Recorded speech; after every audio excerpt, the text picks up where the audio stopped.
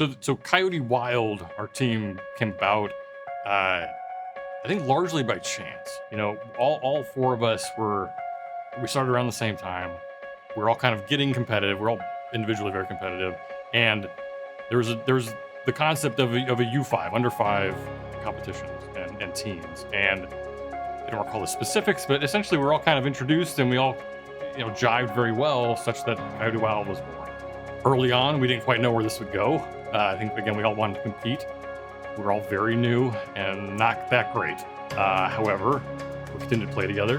Played one night a week, 2 nights a week. Came in on Saturdays and Sundays, started practicing.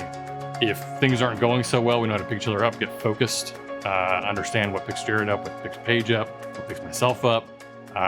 Darren's down at the other end, struggling with strategy or struggling with how we're delivering rocks or so forth. There's again alignment there. Our first bonspiel win as Coyote Wild was in Kansas City.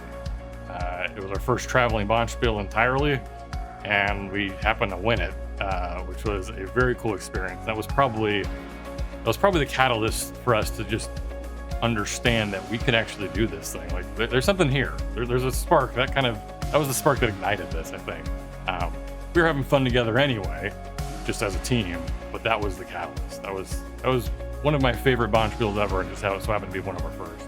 Every league and every practice from that point was driven towards that goal, getting better, getting our strategy dialed in, understanding our tendencies, delivery issues. As we started to progress, as we started to win more games in leagues, playing better teams at our club, we started to plot out kind of the road to nationals. It took the following year for us to actually win our first spiel at our club. That was a U5 qualifier. We were we wanted to go to nationals so bad. We didn't expect to win it right out of the gate. Only the best of the best teams were there, and every game came down to the last rock. And so it was just, you left nothing. It left nothing on the ice. It was just, you give it your all and hoping to win that game, and then the next one will come at some point, but you're only focused on that next rock, that next stone. I think what I'll always reflect on, though, is at the start of that last end, when Paige was getting into the hack to throw his first rock, he kind of took a step back and was like, let's just take this in.